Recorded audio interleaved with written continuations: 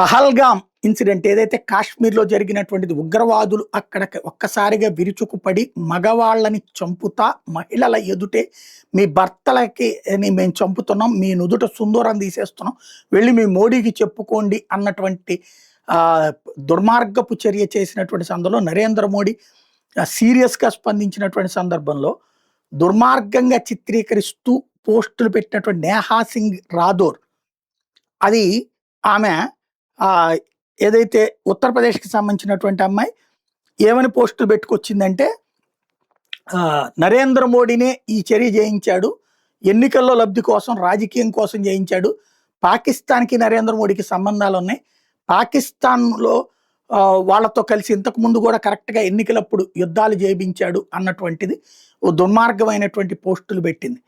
దాని మీద అక్కడ కేసు పెట్టి అరెస్ట్ చేస్తే ఆమె బెయిల్ కోసం ఇప్పుడు అలహాబాద్ హైకోర్టుకి వెళ్తే, అదే ముందస్తు బెయిల్కి అంటే కేసు పెట్టారు, అరెస్ట్ ఇంకా చేయలేదు.